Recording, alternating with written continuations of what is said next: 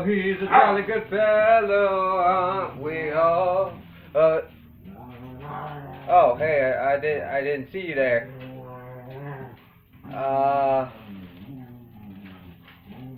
This doesn't look good, does it? I can explain. I can explain. Oh shit, I'm getting unicorn blood on my finger. Such messy work. You see, our old buddy here, tried to, rape me. Tried to mate with me because, I think she is the last of her kind. She is the last unicorn. Wink. And, man, this blood is making a mess. And, so in self-defense, I had to stab her. I stabbed her 80 times in the chest. And it was all in self-defense because she kept moving, man. She kept moving. So I had to stab her. But it's cool. We are putting my buddy here in this good bag, and we are going to dispose of her. This bag's big enough to fit a body. I guess you could say it's a body bag. Huh, body bag. It's interesting. What does that remind me of? What does that remind me of? Ah! What? Fuck! Die! You son of a bitch! Die! It's okay! She is dead! We don't need to fight each other! Dogs got a little rowdy there. They tried to get involved in my murder, man. Did you see that shit? She tried to get me again! But anyways, body bags. Oh yes, the 1993 movie Body Bags. I did watch that recently. This bitch can wait. We'll do a review. Of John Carpenter's 1993 movie Body Bags, which is an anthology movie. I hope you can hear me over the dogs. There's nothing I can do about them. I tried to get them to calm down. They won't. Hey! Don't do that! But anyways, they're not going anywhere. I hope you can hear me. But anyways, we're gonna go on with this review. So, this movie is consistent. It's a anthology movie. It's consistent of 3 shorts. The first 2 directed by Carpenter. The third directed by Tobe Hooper. You know, Texas Chainsaw guy. And John Carpenter's obviously Halloween. And Tobe Hooper also supposedly did Poltergeist. That's debatable on who directed Poltergeist. But yeah. Anyways, let's get into this review. So I'm gonna do the shorts in order of that I like them, and we'll talk about the wraparound story as well in the end. But I'm gonna start with the first short, which is my favorite short of the bunch, and that is the gas station, I believe it's called. This story is about a young woman. I believe she's young, named Annie, or I believe it's Annie. She's going to work at this gas station. Hey! Stay away from the dead body, please. Stay away from the dead body. Stop licking it. Go. But anyways, sorry about that. So Annie is working at this gas station, and it's a weird gas station. It's like this little glass cubicle, and you get the key and you go in the door, and then you lock up the door.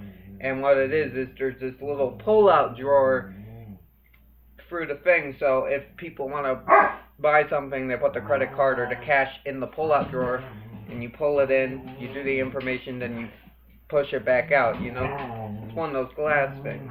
Like, we have one of those at the bus station. But yeah. So, she's working on one of those, and the guy talks her through, and he's like, "This is what you do, blah, blah, blah, here's the keys and shit." And yeah, and pretty much what's going on this night is there is a serial killer loose in Haddonfield, which John Carpenter did direct this short. He's the one that directed this, so yeah. And pretty much what happens throughout the night, people keep coming to her window, and they're creepy, and some of them aren't creepy, but you're trying to figure out who's the serial killer, because one of them could potentially be a serial killer that's killing people. I think this is my favorite because, one, the suspense is very good, it's very well paced. Very well paced? You please stop, I rub my head on you. You stop licking the dead body! Trying to do a review here! Drink your water! Drink your water! We're very unprofessional here on the trench. But anyways, where was I? Oh yeah. Do you really gotta lick up the blood? You know, it's bad enough I killed her and I'm going to hell. Do you want to go to hell too? I guess you're going to hell with me. Jesus Christ, at least I get a dog in hell. Thought I could escape it, but I guess not. But anyways, as my dog violates this dead body, we're gonna go on with the story. So pretty much, I like this movie because one, it's very suspenseful, very well paced. You don't know who the murderer is. You get a lot of people coming to the window, a lot of people coming to the gas station. There's a part where she's locked out. It's very well done. Our main actress is very good at acting. Pretty much all the actors in the scene are, and we get a cameo from Wes Craven being like a creepy weirdo, and I love it. Second of all, the Halloween homage in this is very evident. You have Haddonfield referenced, brought up. You have the theme being played when the killer is revealed and is chasing him. It's its own theme, but it's very, very, very reminiscent of the Halloween theme. If you listen to that theme, it's very reminiscent of the Halloween theme, but they do something with it that gives it its own identity, and I really like what they did with it. They incorporated certain sounds, and it's really good. But it's very reminiscent of the Halloween theme, and I think John Carpenter did that on purpose. Also, there's a shot of there's a cinematography shot taken right out of Halloween. When you see this, if you are a big fan of the 1970s Halloween and you've seen this movie, which you can find it on YouTube, I may or may not leave a link in my description. That's up for you to look. There is a shot taken straight out of Halloween. It's straight up the Halloween shot, and I love it. John Carpenter, I think this was a love letter to Halloween, because it's very much, it's its own story, but it's very much a lot of Halloween homage in here. A lot of Halloween homage. Plus the guy from American Werewolf in London makes an appearance in here too. And there is one part where I got a little confused, because this one character shows up at this certain part, and I'm like, why are they there? But that's because I forgot a certain part that happened in the beginning of the story that explains why that character was there at that time. And they also explained it at the end. They're like, they brought it up just in case for people like me who forgot. Yeah. Go! Go! Go! Go! Booga! Booga! They keep getting close to that body, man. I can't have them corrupting the thing. It's bad enough I already got to clean this place up. Fuck, man. But yeah, I really loved the first segment of this movie. Very good. My second favorite segment is the third, our final segment, called The Eye. Shut up! Which is a very good segment, very, very fun, starring the legendary Mark Hamill as an up-and-coming baseball player who is rising through the ranks. I'm telling you, they do this purposely every time I film. Every time I film, they do this fucking purposely. Because they were sleeping earlier, and then as soon as I get the film going, they wake up. They do this shit purposely. But yeah, so Mark Hamill stars in this tale as this baseball player, and get out of there. And he's like, he's really good. He's really good. He's like at the height of his career. He's doing a really good job. He's really rising through the ranks. He's going up and up and up. And what happens is he's driving home to his wife one night, and he reaches for a fucking CD. I don't know, and he takes his eye off the road. This part's kind of stupid, and he crashes, and something goes flying in his eye. His eye gets impaled, and it's like fucked up. And he has to go to the hospital, and he loses the eye, and he's like, oh shit, I'll never be able to play baseball again. He goes through this tragic thing, but then this guy shows up. He's like, dude, I can get your eye back. I can get your eye back. I can get you an eye. We'll do an eye transplant. So he does this eye transplant, and he ends up with this brown eye. He has a green eye. But he ends up with this brown eye, and they give him contact to make it green. And what happens is, he starts getting weird visions from this eye. Like, weird shit, like dead things. And, yeah, a lot of creepy-ass imagery. I don't want to go too much into it, but a lot of creepy shit. And as the story unfolds, it's confusing, but in the end, it's all explained, and I think it's a really good tale. Also, his wife's pregnant. This is really good. I like the characters. It's a little slower paced than I think the last story worked better with all the suspense, and this one, I think it was a little slower paced, but I get why they did that. They were trying to build up the characters, which worked. I did care about these characters. I did like these characters. For a short and an anthology film, I did care about these characters, just like I did in the last short too. I really cared about the girl as well. So they do a good job on that, making these characters likable. Toby Hooper did a good job. You can definitely tell he directed this. The creepy imagery is there. The creepy imagery is definitely there. And yeah, it's really, really well done. You got Twiggy in this as well. I don't know what Twiggy did, but I know that there was a character named Twiggy in this, so I thought I'd bring it up. But yeah, this was a good one. I really enjoyed this one. Like I said, I enjoyed the creepy imagery. I enjoyed the building of the characters, the time they take to get us to get to know these characters, to get to love these characters. And Mark Hamill does a fantastic job in what he goes through in the story. Because this really is a tragedy. You really feel for this guy, and the shit he goes through is crazy. Because he's such a likable guy in the story. As I did drag a little bit, but it dragged to build the characters, and it did its job in the end, and it built the characters for me, and I enjoyed it in the end.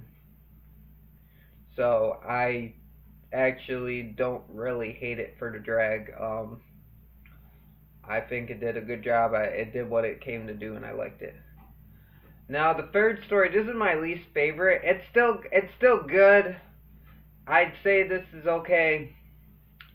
I wouldn't put it on highest pedestal as I would the first two, but this one is a decent story, and that is the hair transplant story, which is the second short directed by John Carpenter. This is the second short in the series, in the anthology, and this one's more of a comedy, and a comedy one.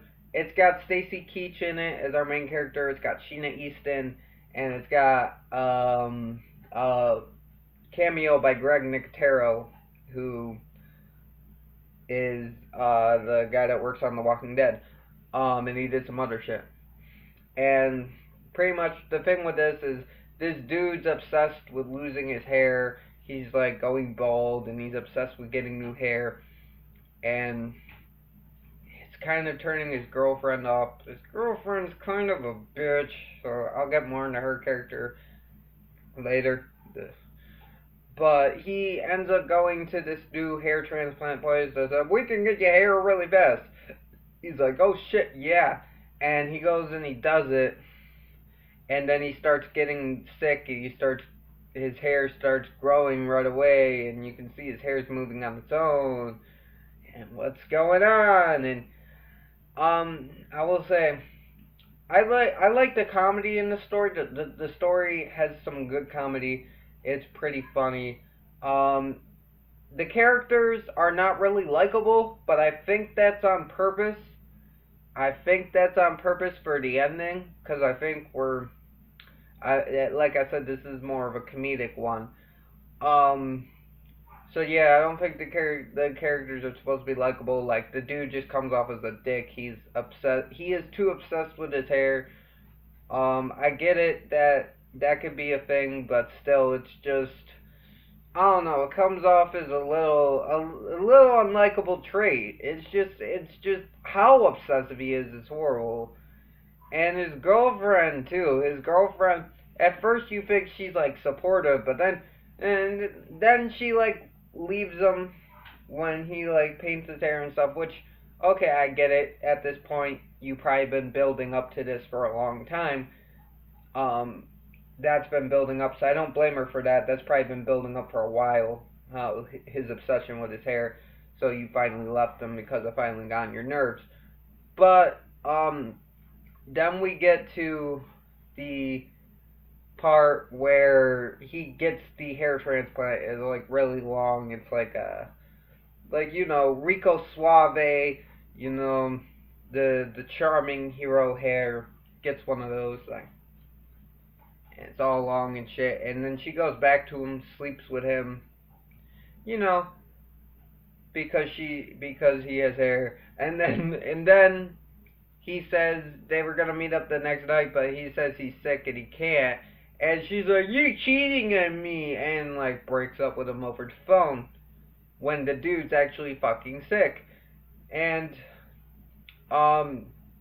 yeah, she is not likable at all. I do not like her character. I do not like the main character as well. But I think that was on purpose. Like I said, the comedy in the story's cool. What's happening, when you find out what's happening, that's pretty cool. The effects of this are pretty cool. The effects in all the stories are really good, really well done. My problem with this is it drags. This is a very dragging one. Some of the comedy doesn't really hit for me, and it just takes a long time to get going. And I don't think it's even the payoff in the end. I don't think it's worth the drag. Like the second one kind of dragged for me the third story kind of dragged for me as well. The Eye, but at least the payoff in the end was satisfying enough for that dragging to be okay with. And plus, they were trying to build up the characters, which I was definitely okay with, because it definitely built up in the end of that story, because then I really felt the emotional weight of the what the characters were going through, and I really felt for these characters. And this one, I don't even think I'm supposed to feel for these fucking characters, and just the payoff isn't there, man. The payoff isn't there, and I wish it was. I wanted to like this one. I do like it. I don't think it's bad at all, but it's definitely the weakest of the three, and it's definitely for the drag, and that the comedy doesn't work in some places. But the rest of it's pretty good. The acting in this is done well. I don't think anybody does any bad acting. I think it's all done very good. Even some of the overtop performances, I think that's just part of the story. And now we're going to get in the wraparound story. And that is, we got John Carpenter playing a corpse, chugging formaldehyde, eating flesh, and just having a good time chilling in the cemetery and in this morgue until Toby Hooper, and I forgot who played the other mortuary, come up to dissect him. And pretty much do the autopsy on him. Could you not chew a hole in the... Look, we can't have them seeing the unicorn's body, so you can't chew a hole in the bag. What if someone digs it up, and then they just see, like, a bit of flesh sticking out, man? Or if I'm carrying it around, and there's a bit of flesh sticking out. The bag needs to stay intact. Please do not lick the dead body. You don't know how many diseases it has. It's a rapist. Do you really gotta lick where its junk would be as well? Like, seriously? Seriously? You are a nasty fuck. You are a really nasty fuck. I give you that. But yeah, you can tell John Carpenter's having the time of his life in this role. Being crazy, telling corny jokes. Very Crypt Keeper-esque. This is very Tales of the Crypt-like storytelling here. That's what I felt watching this, and I really liked John Carpenter's performance in the wraparound story. Very fun, very cool. Like I said, very Crypt Keeper. I enjoyed it. It was goofy fun. Okay, so my final thoughts on Body Bags. I think it's good. I think it's a decent anthology. I would put it up there with, like, Cat's Eyes, what's it, Tales of Terror with the little Zuni Warrior and Karen Black, Creep Show, you know, some of the really good anthology series, Tales from the Crypt, The Twilight, not Tales from the Crypt, they didn't do an anthology series, what's it called, Tales from the Dark Side, The Twilight Zone. Those are decent anthologies. Like, I would put this up there with that. I really enjoyed this. I give this movie a good 7. I give it a good 7. I'd say it's above average. I'd say it's slightly above average. I had fun with this movie. I think I would go back and watch, I definitely would go back and watch the first short and maybe John Carpenter series. But I don't know if I would redo that second short that much, because that was just, I still liked it, but it definitely is a low point in the movie. It definitely is, kind of brings down the other two, because the other two are definitely on higher quality, and then the second one's down here. The first and the third are up here. And then you got John Carpenter being crazy. So, yeah, I really enjoyed it. And if they cut down the second short, if they made the second short shorter, then maybe. But it was just really long and dragged on. But yeah, I give this one a 7. I do recommend this one. I say go watch it. Yeah, watch all the shorts. Maybe you'll like the second one. Maybe it'll be more humorous to you. I don't know. I found some of the humor funny. I'm not gonna lie. I did find some of the humor funny. I said the humor was good. And the humor is good. Just, I wish it didn't just drag on as long. It was really dragging. But yeah. I gotta go dispose of good old Corny here, you know, good old Corny. And anyway, shit! Fuck!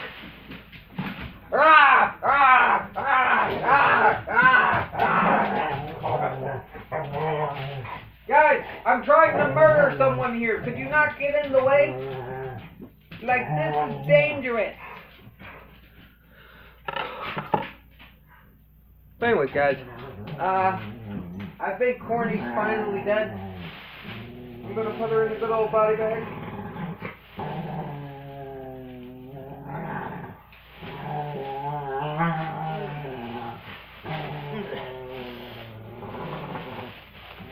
And I hope you guys have a good day. Stay frosty. This is Trenchy signing off.